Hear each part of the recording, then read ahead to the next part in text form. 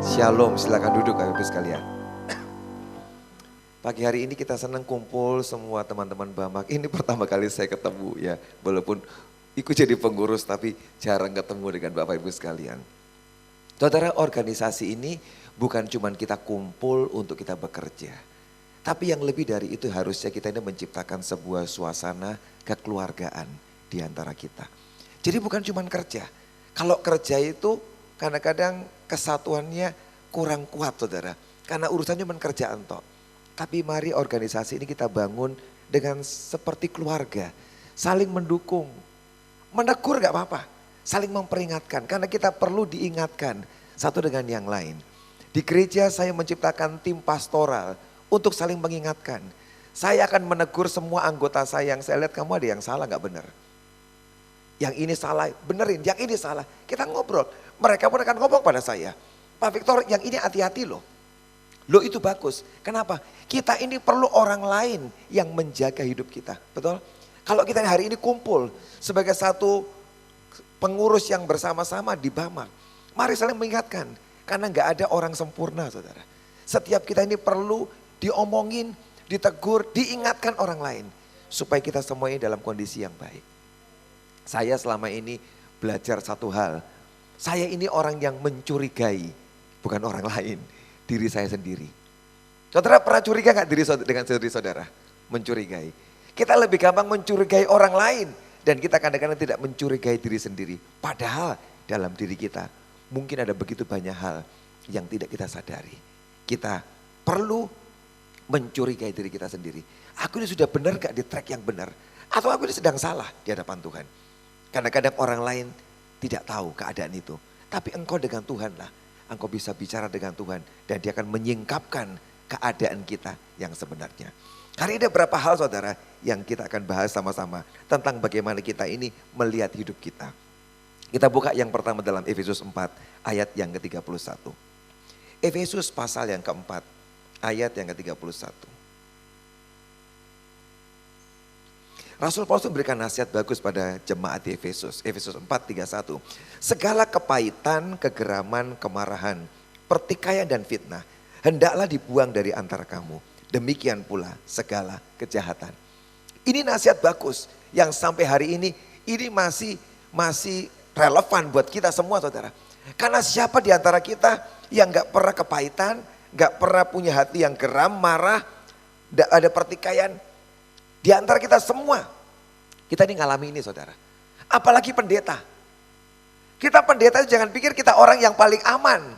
Saya ngomong dengan jemaat, saudara tahu pendeta-pendeta adalah orang yang paling rawan untuk kepahitan. Paling rawan untuk marah, paling rawan untuk bertikai. Loh kenapa kita? Sebab kita ini orang yang paling gampang dilukai saudara. Karena kita ini kan merasa orang-orang baik, betul? Kan di sini gak ada pendeta jahat toh? Gak ada pendeta Durno, gak ada ya kan. Semua ini orang-orang baik. Kita merasa kita ini baik. Karena kita merasa kita ini baik saudara. Dan kita melayani jemaat dengan segenap hati. Melayani orang segenap hati. Begitu kebaikan yang kita berikan itu dibalas dengan yang kurang baik. Bapak Ibu ngalami gak di jemaat? Saudara sudah melayani dengan sangat bagus. Jemaat kadang-kadang tidak menghargai saudara. Ngalami gak? Pak jemaatku baik semua. Luar biasa. Tempat saya masih ada yang gitu saudara. Disitulah kita rawan dengan kepahitan. Pahit gak hati kita? Sudah setengah mati loh. Saya tuh pernah ngelayani saudara. Jemaat yang gak bisa sekolah. Kami ini punya sekolah. Diterima. Satu kali gak tahu ada urusan kecil aja. Apa dia katakan jemaat ini saudara. Dan dengan marah-marah. Tak bakar gereja nih. Tak bakar sekolahnya. Lu saudara kata-kata itu keluar dari mulutnya loh saudara. Padahal saya itu bantu bayarin beasiswanya anaknya loh. Ada 2-3 orang loh dibayarin. Dengan tetap ngomong gitu. Bagaimana reaksi hatimu saudara ketemu orang kayak gitu? Pahit gak? Kita bisa gampang kepahitan. Jadi ayat ini nomor 1 buat kita para pemimpin saudara.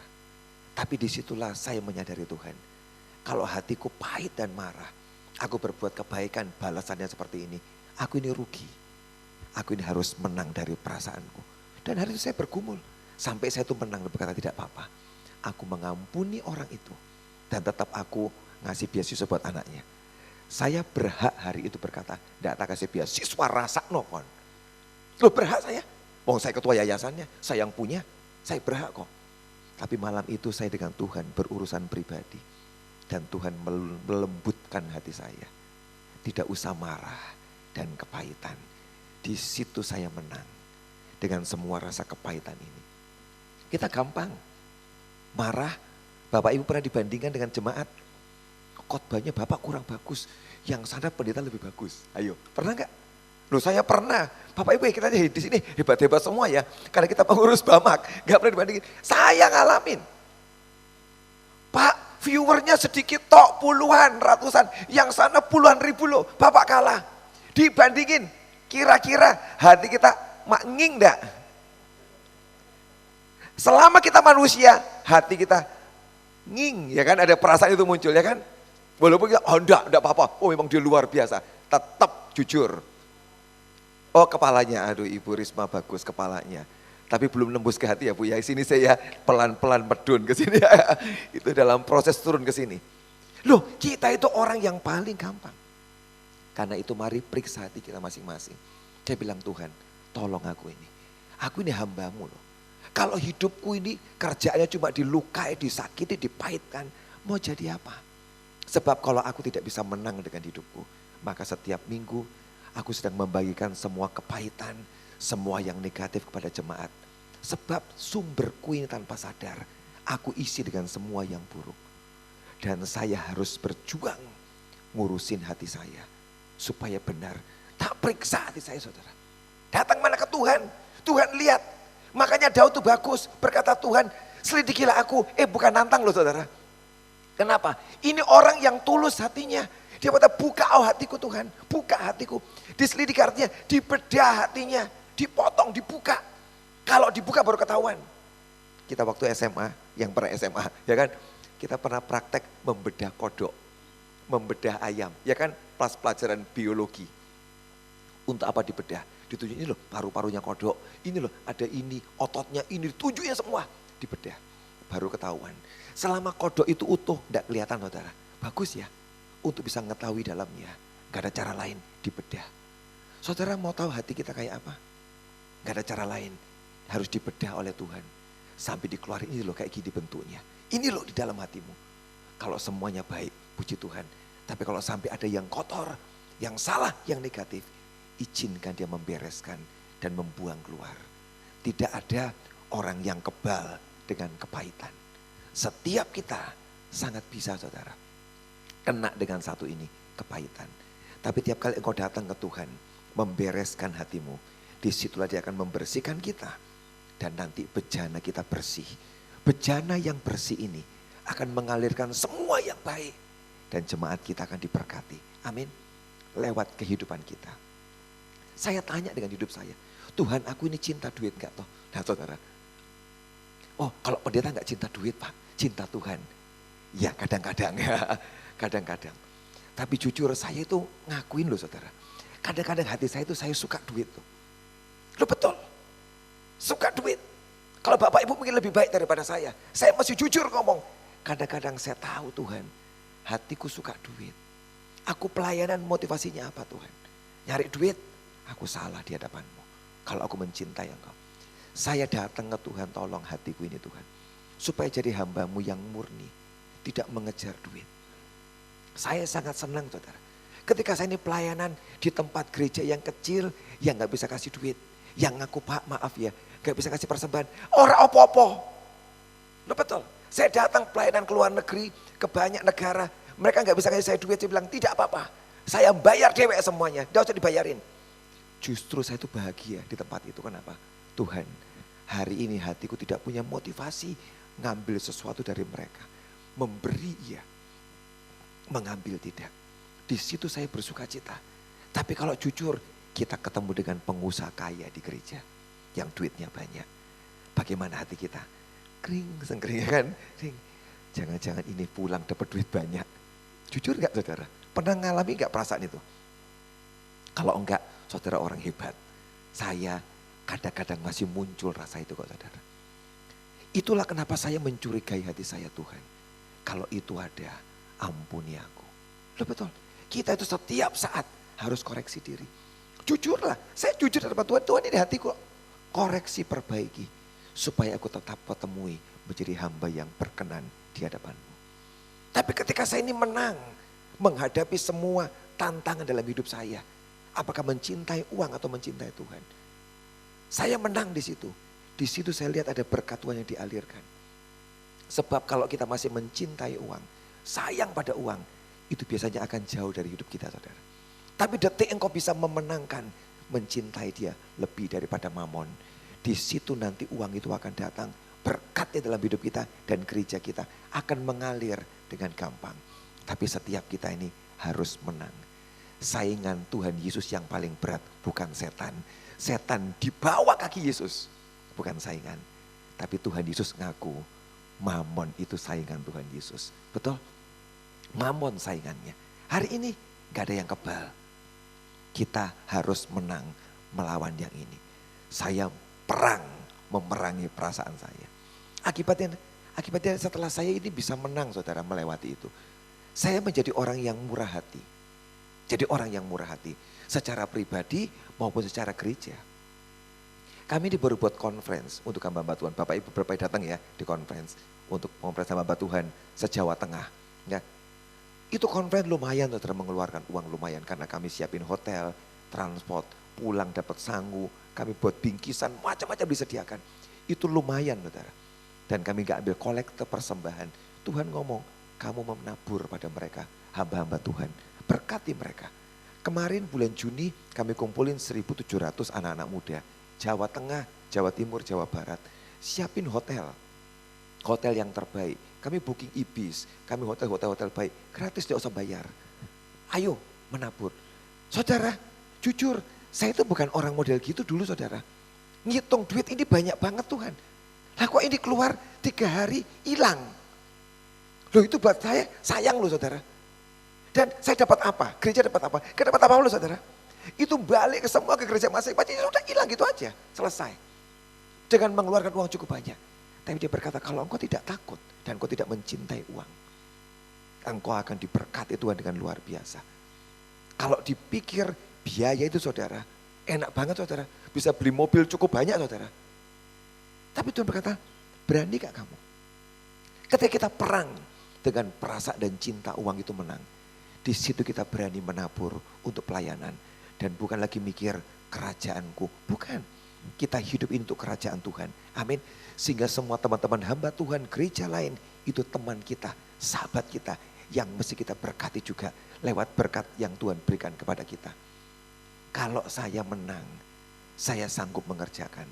Tapi jujur, untuk sampai ke sana, saudara, perlu memerangi semua cinta uang dalam hidup saya. Kita periksa hati kita. Apakah aku ini masih mencintai uang? Ataukah aku ini sudah menang? 1 Petrus 5 ayat yang kelima. 1 Petrus 5 ayat yang kelima. Demikian jugalah kamu, hai orang-orang muda, tunduklah pada orang-orang yang tua. Dan kamu semua rendahkanlah dirimu seorang terhadap yang lain. Sebab Allah menentang orang yang congkak, tapi mengasihani orang yang rendah hati. Firman ini kita tahu. Teori ini kita tahu. Tapi mengerjakan ini kadang-kadang kita ini lupa. Loh, kita jadi kerendahan hati, kita tahu, saudara. Kita ini mesti hamba Tuhan rendah hati, tahu. Tapi ketika mau mengerjakannya, itu yang lupa, saudara. Ya kan? Seringkali kita ini merasa pengen dihormati. Loh, semua kita pengen dihormati kok, saudara. Ya kan, pengen dihormati dan pengen nggak sombong. Kita pengen, tapi nggak sengaja. Kadang-kadang terjebak dalam sebuah kesombongan dalam hidup kita. Saya itu dapat satu quote, tiba-tiba dalam hati itu muncul sebuah kata-kata bagus. Antara kesombongan dan kerendahan hati, jaraknya hanya selembar rambut. Sombong dan rendah hati, selembar rambut tok jaraknya. Saya bilang, Tuhan, nek gini jaraknya, tolong aku, jagai hatiku. Sebab kita bisa satu sisi rendah hati, geser sidik, sudah sombong loh, saudara. Tuhan, kalau kau tidak menjaga, kami ini hamba-hambamu akan jadi orang yang sombong. Padahal Alkitab berkata Allah menentang orang congkak atau sombong. Waktu kita sombong, Tuhan menentang kita. Jadi lawannya Tuhan loh, saudara. Cuma sombong loh jadi lawannya Tuhan. Ini kan repot. Waduh, kok ada ayat ini ya? Coba kita gali lebih dalam. Apa maknanya? Ya memang artinya sombong ditentang Tuhan. Wes itu artinya, saudara. Wes tidak usah dibongkar ayat ini, diperdalam, dalam-dalam, saking dalamnya bingung. Sederhana saja, Tuhan menentang orang sombong. Detik kita sombong, sedang berada di sisi lain dari Tuhan. Kita ada di sisi yang lain, sedang berperang melawan dia. Betapa rapuhnya hidup kita ini. Lah wong kita ini gampang sombong, saudara. Sombong itu gampang loh, saudara. Rendah hati itu susah. Tapi Tuhan mengajar, jadilah orang yang rendah hati. Tapi Tuhan mengasihi yang rendah hati. Kalau kita rendah hati, dikasih Tuhan. Kita sombong, bertentangan dengan Tuhan. Padahal kita semua ini sangat gampang jadi orang yang sombong. Orang sombong itu gimana, saudara? Diomongin sedikit, tersinggung, itu tanda kesombongan. Pak Victor, sombong enggak? Hehehe, sombong, tenang aja. Loh, saya sombong kok.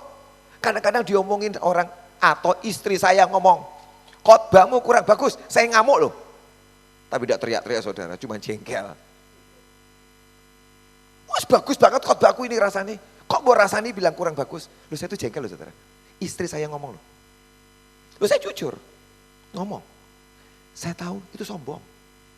Ditegur sedikit langsung ngamuk. Kita ini perlu ditegur kok, saudara. Dan kalau aku ditegur, orang yang rendah hati, ditegur, diperingati.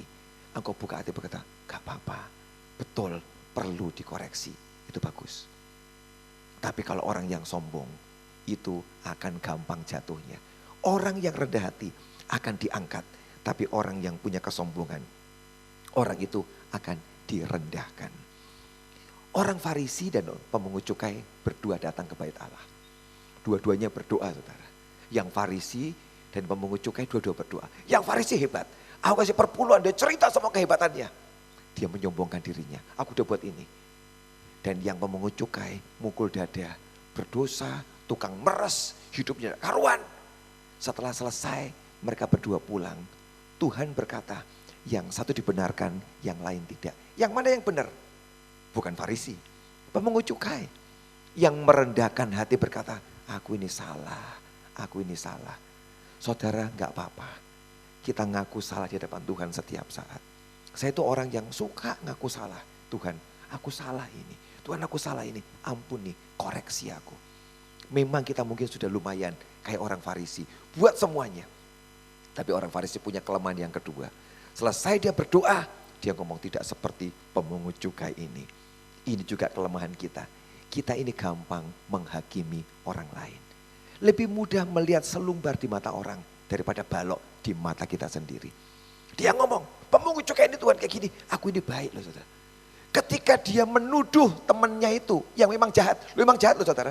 Pemungut cukai tidak baik loh, memang salah. Tapi dia menuduh dia, aku baik dan dia jahat. Tiba-tiba Tuhan berkata, orang itu tidak dibenarkan. Sehingga semua yang dia kerjakan, itu juga jadi gak benar, saudara. Dari orang yang tidak benar, hasilnya tentu gak benar. Kalau orang benar akan mengatakan semua yang benar. Itu hukumnya Tuhan. Detik dia berkata dia tidak benar. Hari itu orang Farisi ini, semua yang dia buat yang baik itu, saudara, gak dihitung sebagai sebuah kebenaran lagi. Dianggap salah oleh Tuhan. Apa yang dia kerjakan sudah setengah mati, saudara. Udah hilang, gak dianggap lagi. Dan hari itu dia dianggap salah oleh Tuhan. Rendah hati diperlukan dalam hidup kita. Dan ini harus diperjuangkan. Berikutnya, saudara, apalagi jadi peringatan dalam hidup kita. Kita juga adalah orang yang mudah kecewa. Marta itu orang yang kecewa. Saya gak usah baca ayatnya, saudara.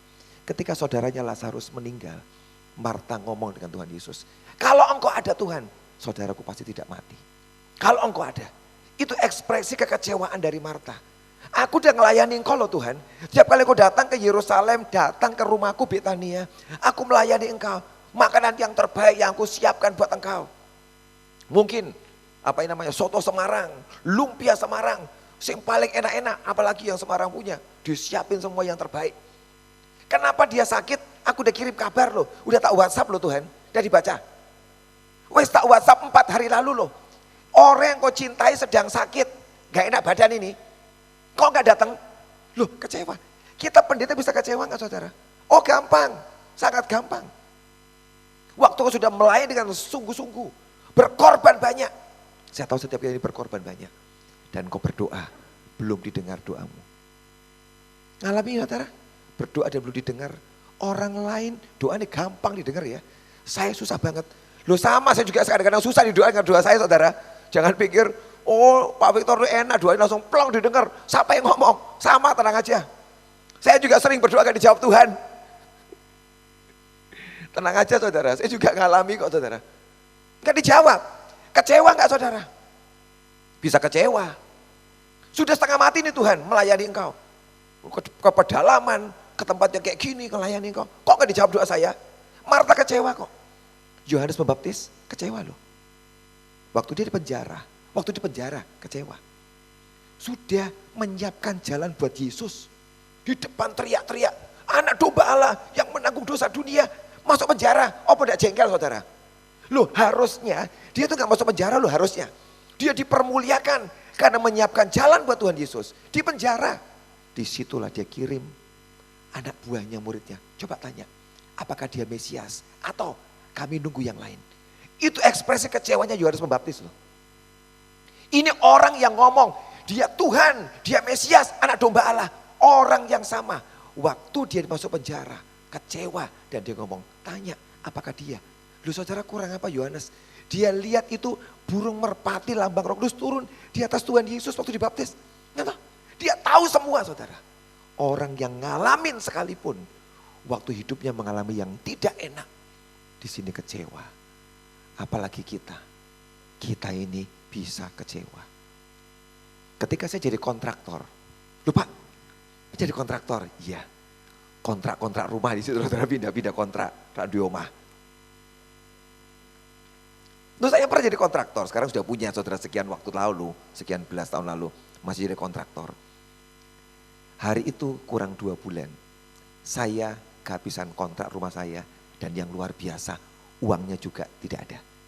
Kan pas toh, kontrakan rumah habis, yang kedua uang tidak ada habis. Ada yang mau kontrak gereja duit entek, tidak ada uang kas, gak cukup. Ada yang mau kontrak rumah, yang oh Pak Petro mau kasih, ora Tuhan yang kasih. Cuma tanya toh, loh saya ngalamin loh saudara. Mau kontrak rumah, duit gak ada tinggal 2 bulan. Dan hari itu luar biasa, datanglah utusan-utusan menolong saya. Nah, itu Tuhan saudara. Kata-katanya apa? Bagus banget. Pak Victor, kamu itu pendeta ya. Tapi kamu tidak punya rumah, kontrak terus. Kasihan kamu itu. Gerejamu besar banget dan kamu tidak dikasih apa-apa, fasilitas. Loh saudara, rasanya piye perasaanmu tak tanyai, piye rasanya? Gerejamu besar dan kamu hari ini mau, tapi saya tidak ngomong loh, saya tidak punya uang kontrak saudara. Tidak tahu tiba-tiba sompek aja orang itu datang dan ngomong itu, kok yo pas ya. Memang setan tuh pintar kok saudara. Kalau semuanya baik dia nggak datang, dia akan datang di saat yang tepat. Dia cari kesempatan, ya toh? Ketika hatimu lagi kecewa, ketika hatimu ini lagi mikirin, ini gak ada duit kontrakan, dia datang muncul. Dan ngomong itu saudara, pendeta tidak dikasih fasilitas, gerejamu besar, kasihan kamu. 1 orang, kok ya bisa 2 saudara? Orang lain datang lagi, gereja lain, Pak gereja mana? Rahasia, nih mau tahu? Kayak 1 juta tak kasih tahu gereja mana ya kan? Itu orang datang, ngomong kamu tuh pendetamu tidak perhatian sama kamu. Loh kok yo bisa? Di saat saya berduka, gak punya duit, 2 orang datang. Kita berkata 2 saksi cukup. Ya toh? Ini pas, 2-2 ngomongin. Saudara, kalau engkau tidak menjaga hatimu, itu hati akan pahit dan kecewa. Iya, kok aku gak dipedulikan ya? Aku lagi susah, saya tidak ngomong saudara, saya tidak ngomong. Masa saya ngomong sama semua orang, ya udah punya duit, kan gisin-gisin ke. Mempermalukan Tuhan. Enggak sih saudara, Tuhan tidak pernah malu, tenang aja. Yang malu kita. Ya toh, dia sampai diusir dari rumah kontrakan, yang malu siapa? Kita, Tuhan tidak malu. Hari itu 2 orang itu cukup ngomong. Hari itu saya perang dengan perasaan saya. Kecewa dengan Tuhan, ataukah saya percaya kepada dia? Itu keputusan penting yang kita ambil, yang hitungannya detik saudara. Hari itu saya berkata Tuhan, 2 orang cukup datang kepadaku ngomong perkataan yang nyelekit, menyakitkan buat aku. Kamu tidak diperhatikan, Tuhan tidak peduli sama kamu. Tapi saya ngomong Tuhan, aku percaya kepadamu, Engkau peduli dengan hidupku. Dan hari itu hati saya beres. Itu pilihan. Mau kecewa atau segera membereskan hati kita. Saya beresin hati saya dalam hitungan detik Tuhan. Aku percaya sekalipun aku mesti keluar dari rumah ini, ora opo-opo. Masakan engkau Tuhanku tidak bertanggung jawab. 2 minggu kemudian terjadi mujizat. Ada orang saya tidak kenal saudara. Dia berkata, aku beli rumah baru. Dan rumahku yang lama aku gak mau jual. Tapi aku gak mau kontrain. Pak Victor mau gak tinggal di rumahku yang lama? Itu sebuah furniturnya penuh semua. Biar aku keluar barang baru semua. Itu yang lama tinggal. Mau gak dia tinggal ke sana? Saya ditawarin, saya bilang oke aku mau. Dan saya masuk rumah itu gak usah bawa apa-apa saudara. Sampai barang saya tak titipin ke gudang-gudang. Sebab rumah itu sudah penuh barangnya. Tinggal dipakai saudara. Saya tinggal 4 tahun di rumah itu gak usah bayar. Saya bilang Tuhan, mujizatmu gampang ya terjadi. Mujizat terbesar, hati ini berubah. Itu terbesar saudara. Bukannya di luar, buat Tuhan gampang banget ngasih kita uang miliaran gampang. Tapi yang terlalu susah kadang-kadang mengubah hati ini loh saudara. Tapi kalau engkau memilih dan berani memilih, aku percaya kepadamu Tuhan. Dan tidak dipahitkan hatiku. Di situ saya menang saudara. 2 minggu mujizat terjadi. Saya gak pernah mikir gimana caranya. Dia gak kasih duit kok saudara. Tapi dia langsung kasih rumah. Gitu? Gak usah mikir pakai cara kita. Biarkan dia yang mikir. Ketika aku bisa percaya kepadanya. Dan tidak mencurigai Tuhan. Dia membuat keajaiban. Mujizat dalam hidup kita. Bisakah kita ini menjaga hati kita? Tidak kecewa kepada Tuhan. Sekalipun yang sedang kita kerjakan ini. Hal yang tidak gampang saudara. Amin. Yang terakhir saudara. Supaya tidak lama-lama. 1 Korintus 6.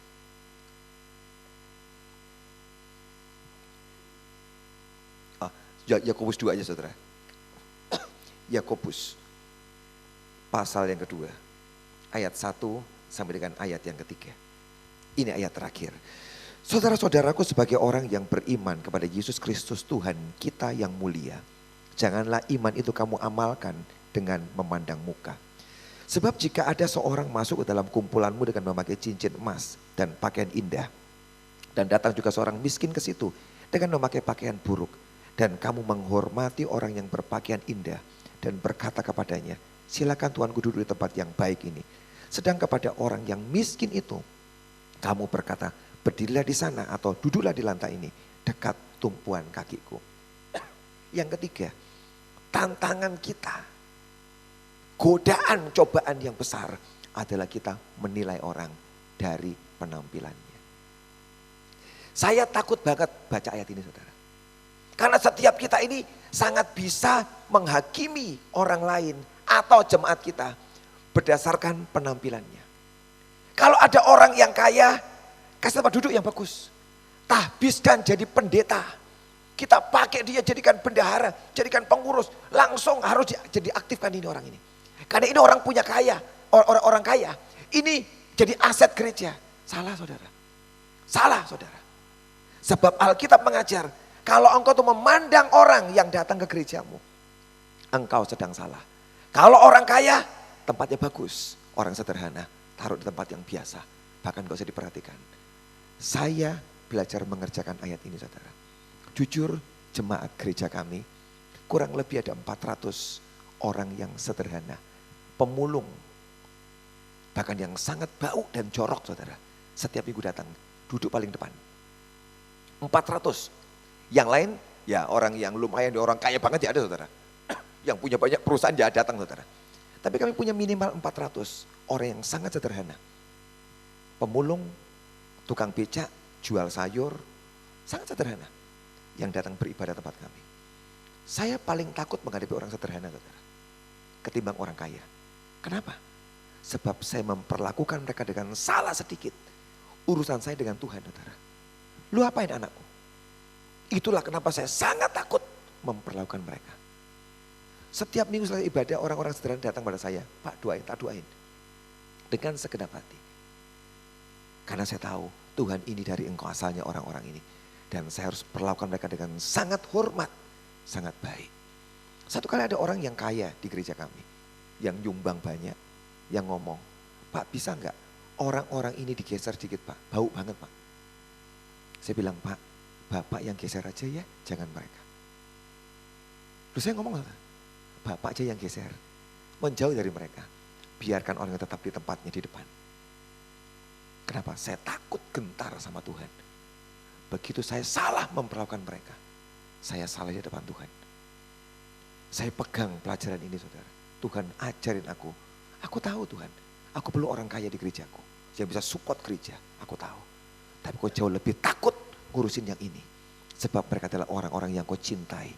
Kalau aku salah memperlakukan orang-orang ini, nanti aku salah di hadapanmu. Dan saya percaya saudara, hidup gereja kami diberkati. Bukan karena orang kaya, sebab orang miskin. Barang siapa yang melayani orang miskin, memberi pada orang miskin, dia memiutangi Tuhan. Itu ayat saya pegang. Tuhan, aku tolong mereka, orang-orang susah ini. Aku bantu mereka. Aku sedang memberikan utang kepada Tuhan. Dan kau tahu Tuhan, kau utang sama aku loh Tuhan. Karena aku melayani orang-orang susah ini Tuhan. Yang gak pernah kasih persembahan banyak. Yang biayanya lebih gede daripada persembahan mereka. Aku layani. Aku memiutangi engkau Tuhan. Dan Tuhan berjanji, jangan takut. Yang aku berikan bukan harta dunia. Yang dari surga aku limpahkan dalam hidupmu, jangan takut. Karena yang Tuhan beri, gede banget, jauh lebih besar daripada pengusaha-pengusaha bisa berikan. Dan Tuhan berkata, yang membuat gerejamu kuat dan berlimpah, sebab orang-orang miskin ini. Sebab itu justru saudara, yang menarik berkat surga, bukan berkat manusia loh saudara. Berkat surga yang tidak terbatas yang tercurah ke gerejamu. Karena orang-orang inilah, orang sederhana itu saudara, bagi saya aset yang hebat. Sebab mereka menarik hati Tuhan dan Tuhan melimpahkan berkatnya dengan luar biasa. Karena itu saya belajar Tuhan, jangan sampai aku memandang muka kepada orang-orang yang sederhana ini. Itu menjagai hati saya. Tiap kali melayani kematian orang sederhana, saya senang saudara. Kami nyiapin peti mati. Itu kita harus nolong mereka. Dan kami gak dapat apa-apa saudara. Saya senang kalau melayani orang kaya mungkin dapat uang. Tapi untuk melayani orang sederhana ini gak ada uangnya. Tapi saya sangat bahagia saudara. Kenapa? Karena saya tahu Tuhan, aku sedang memiutangi engkau.